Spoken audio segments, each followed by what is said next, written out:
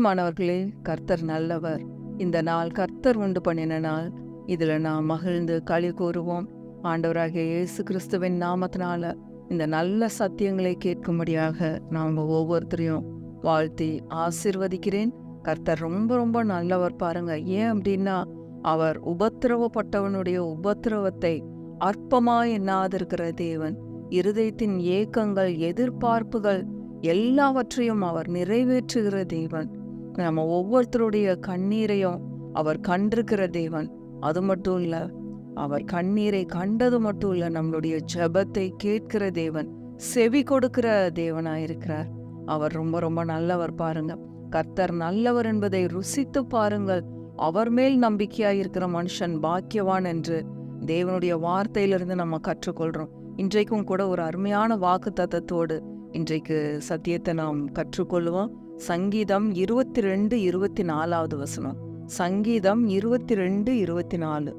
உபத்திரவப்பட்டவனுடைய உபத்திரவத்தை அவர் அற்பமாய் எண்ணாமலும் அருவருக்காமலும் தம்முடைய முகத்தை அவனுக்கு மறைக்காமலும் இருந்து தம்மை நோக்கி அவன் கூப்பிடுகையில் அவனை கேட்டருளினார். உபத்திரவப்பட்டவனுடைய உபத்திரவத்தை அவர் அற்பமாய் எண்ணாமலும் அருவருக்காமலும். அற்பமாய் எண்ண மாட்டாரு, அருவருக்க மாட்டாரு, அப்புறம் தம்முடைய முகத்தை அவனுக்கு மறைக்க மாட்டார். எவ்வளோ நல்ல தேவன் பாருங்க. திரும்பமா நம்ம சொல்லுவோம், அவர் அற்பமாய் எண்ணாத தேவன், அருவருக்காத தேவன், முகத்தை நமக்கு மறைக்காதிருக்கிற தேவன். அது மட்டும் இல்ல, தம்மை நோக்கி அவன் கூப்பிடுகையில் அவனை கேட்டருளினார். கேட்கிற ஒரு தெய்வம் உங்களுக்கு இருக்கிறாருங்க. அதனால நீங்க கண்ணீர் விடாதீங்க, கவலைப்படாதீங்க. நீங்க அற்பமா எண்ணப்பட்டிருக்கீங்களா? உங்க குடும்பத்தாரால நீங்க அருவருக்கப்பட்டிருக்கீங்களா? அவங்க ஒருவேளை தங்களுடைய முகத்தை உங்களுக்கு மறைத்திருக்கலாம். ஆனா நம்ம ஆண்டவராகிய இயேசு கிறிஸ்து உங்களுடைய ஒவ்வொரு கூப்பிடுதலுக்கும் அவர் செவி கொடுக்கிற தேவனாயிருக்கிறார். தம்முடைய முகத்தை மறைக்காதிருக்கிற தேவனாயிருக்கிறார். அவர் மிகவும் நல்லவர். அவர் அற்புதமான ஆண்டவர். இன்றைக்கு தலைப்பே இருதயத்தின் ஏக்கங்களையும் எதிர்பார்ப்புகளையும் அவர் நிறைவேற்றுகிற தேவன். ஒரே ஒரு காரியம் என்னன்னா, நம்மளுடைய வாஞ்சைகள், விருப்பங்கள், ஏக்கங்கள், உங்களுக்கு இருதயத்துக்குள்ள என்ன ஏக்கம் இருந்தாலும் சரி, என்ன எதிர்பார்ப்புகள் இருந்தாலும் சரி, அதை வெளியே சொல்லாதீங்க. கர்த்தரிடத்துல மாத்திரம் சொல்லுங்க. அப்படி நீங்க சொல்லும் பொழுது அவர் பகிரங்கமாய் உங்களுக்கு பதில் கொடுக்கிற தேவனாய் இருக்கிறார். அவர் அற்புதமான ஆண்டவர் பாருங்க. இன்றைக்கும் கூட வேதத்துல இந்த மாதிரி அற்பமா எண்ணப்பட்ட ஒரு ஸ்திரீயை குறித்து பார்க்க போறோம். தன்னுடைய கணவனால லிட்ரலி கைவிடப்பட்ட மாதிரி, கணவன் அவளை ஒதுக்கி வச்ச மாதிரி இருந்த ஸ்திரீ பாருங்க. பெரும்பாலும் இந்த ஸ்திரீயை குறித்து இங்கேயும் போதித்து நீங்க கேட்டிருக்க மாட்டீங்க. நான் அதிகமா கேட்டதில்லை. இன்றைக்கு அந்த ஸ்திரீயை குறித்து நம்ம பார்க்க போறோம் பாருங்க. ஆதியாகமம் 29வது அதிகாரம். ஆதியாகமம் 29:17 வசனத்திலிருந்து வாசிக்கிறேன். ஆதியாகமம் 29:17. லேயாளுடைய கண்கள் கூச்சு பார்வையாயிருந்தது, ராகேலோ ரூபவதியும் பார்வைக்கு அழகானவளுமாயிருந்தாள். 2 சகோதரிகள் பாருங்க, லேயாள், ராகேல், 2 சகோதரிகள் இருக்கிறாங்க. லாபானுடைய குமாரத்திகள், யாக்கோபுடைய கசின்ஸ். இவங்க 2 பேரும் பாருங்க. யாக்கோபு இந்த லாபான் வீட்டில் வேலை பார்க்குறான். வேலை பார்த்துட்டு ராகேலை ரொம்ப இவளுக்கு பிடிச்சிருது. பிடிச்ச உடனே மாமா கிட்ட இவளை ராகேலை கல்யாணம் பண்ணிக்கிறேன்னு சொன்ன உடனே மாமாவும் சந்தோஷமா கல்யாணம் பண்ணி வைக்கிறாரு. கல்யாணம் முடிஞ்ச அடுத்த நாள் பார்த்தா லேயாளை கல்யாணம் பண்ணி கொடுத்துட்டாரு. அதனால அவளுக்காக 7 வருஷம், இவளுக்காக 7 வருஷம்னு அக்கா தங்கச்சிகளுக்காக 14 வருஷங்களை செலவிட்டாரு யாக்கோபு பாருங்க. ஆனா இந்த லேயாளுடைய கண்கள் கூச்ச பார்வையா இருந்ததுனால இந்த யாக்கோபுக்கு பிடிக்கல பாருங்க. ஆனா மூத்தவ வீட்டுல இருக்கும்போது இளையவளை கல்யாணம் பண்ணி கொடுக்க கூடாதுன்னு மாமா திருட்டுத்தனமா இந்த லேயாளை கல்யாணம் பண்ணி கொடுத்துட்டாங்க. அப்ப குடும்பத்துல யாக்கோபு இவளை ரொம்ப அற்பமா நினைக்கிறான் பாருங்க.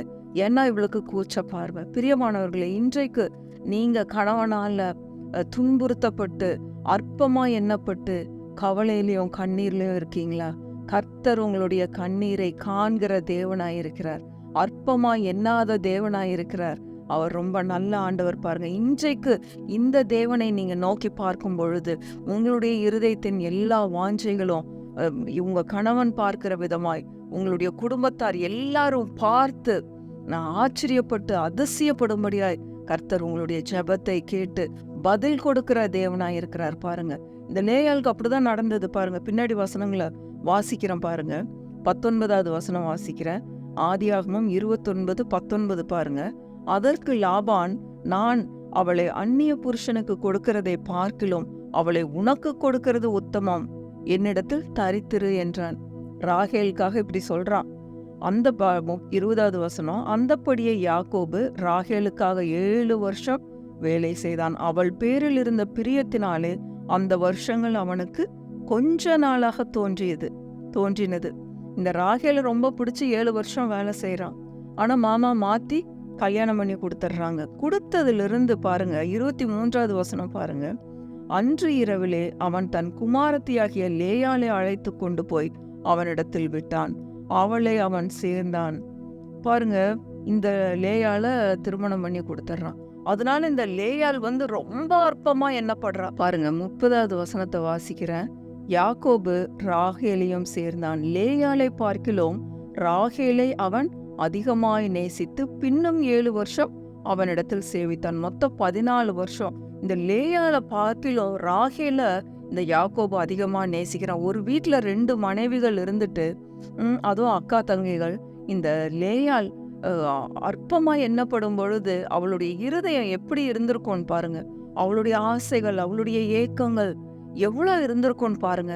இன்றைக்கு அநேக இடத்துல நம்ம இந்த மாதிரி பாக்குறோம். 2 மனைவிகள் இல்லாட்டியும் ஒரு மனைவி இருந்தாலும் கணவனால துன்புறுத்தப்படும் பொழுது, அற்பமா எண்ணப்படும் பொழுது இந்த மனைவிகளுடைய நிலைமை அவ்வளோ ஒரு பரிதாபத்திற்குரியதா இருக்கும். பிரியமானவர்களே, இன்றைக்கு நீங்க இப்படிப்பட்ட நிலைமையில இருக்கீங்க அப்படின்னா கர்த்தர் உங்களுக்கு செவி கொடுக்கிற தேவனாயிருக்கிறார். உங்களுடைய இருதயத்தின் வாஞ்சைகளுக்கும் விருப்பங்களுக்கும் அவர் பதில் கொடுக்கிற தேவனாயிருக்கிறார் பாருங்க. 31வது வசனம் பாருங்க. லேயாள் அற்பமா எண்ணப்பட்டாள் என்று கர்த்தர் கண்டு. நீங்க அற்பமா எண்ணப்படுறத உங்க கணவர் பார்க்க மாட்டாரு. ஆனா கர்த்தர் கண்டு, அற்பமா எண்ணப்பட்டதை கர்த்தர் கண்டு. ஏன்னா அவர் அற்பமா எண்ணாத தேவன். நம்மளுடைய கூக்குரலுக்கு அவர் பதிலளிக்கிற தேவன். கூக்குரலை அருவருக்காத தேவன் பாருங்க. அவர் மிகவும் அன்பானவர். பிரியமானவர்களே பாருங்க, 31வது வசனம். லேயாள் அற்பமா எண்ணப்பட்டாள் என்று கர்த்தர் கண்டு அவள் கற்பந்தரிக்கும்படி செய்தார். ராகேலோ மலடியாயிருந்தார். இந்த லேயாள் கற்பந்தரிச்சிட்டா பாருங்க. இந்த ராகேல் மலடியா இருந்தா. இது கர்த்தர் செய்ததா? கர்த்தர் செய்யல. அவங்களுடைய இருதயத்தின் காரியங்கள் அந்த இடத்துல வெளிப்பட்டது பாருங்க. இந்த லேயாளுக்கு 6 பசங்க பிறந்தாங்க. ஒரு பெண் பிள்ளைய பெற்றா பாருங்க. கணவனால அற்பமா எண்ணப்பட்ட ஒரு பெண், கர்த்தர் இவளை கண்டு இவள் மேல் மனதுருகி இவளுக்கு பிள்ளைகளை கொடுத்தார் பாருங்க. அடுத்த அதிகாரத்துல பாருங்க, 30வது அதிகாரம் 19வது வசனம் பாருங்க. அப்புறம் லேயாள் கர்ப்பவதியாகி யாக்கோபுக்கு 6ஆம் குமாரனை பெற்றாள். அப்பொழுது லேயாள், தேவன் எனக்கு நல்ல ஈவை தந்தார், என் புருஷனுக்கு நான் 6 குமாரரை பெற்றபடியால் இப்பொழுது அவர் என்னுடனே வாசம் பண்ணுவார் என்று சொல்லி அவனுக்கு செபிலோன் என்று பெயரிட்டாள். இந்த அதிகாரம் எல்லாம் ஃபுல்லா நீங்க படிச்சு பாருங்க. நான் அங்கங்க முக்கியமான வசனங்களை மட்டும் கோட் பண்ண பாருங்க. கர்த்தர் தேவன் எனக்கு நல்ல ஈவை தந்தார், என் புருஷன் இனி நான் 6 குமாரரை பெற்று கொடுத்ததுனால இனி என் புருஷன் எங்கிட்ட அன்பா இருப்பாரு, எங்கிட்ட நேசமா இருப்பாரு அப்படின்னு சொல்லி 6ஆவதா பெற்ற பையனுக்கு செபுலோன் அப்படின்னு பேர் வைக்கிறா பாருங்க. பிரியமானவர்களே, இது நம்மளுக்கு படிக்கிறதுக்கு ஒரு கதை மாதிரி இருக்கலாம். ஆனா உண்மையிலேயே அந்த சூழ்நிலையில அந்த லேயாள் போகும் பொழுது அவ ஒவ்வொரு நாளும் எவ்வளோ கஷ்டப்பட்டிருப்பா, எவ்வளோ இருதயத்துல வேதனை அடைந்திருப்பாள்.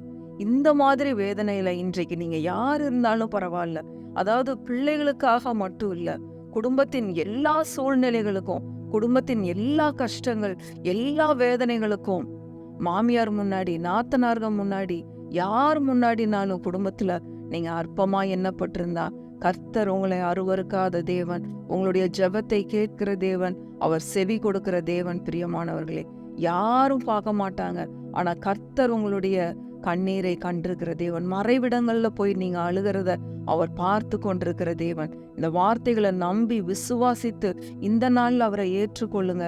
பாருங்க, ஆண்டவர் என்ன பண்ணுவாராம்? சங்கீதம் 37:5 பாருங்க.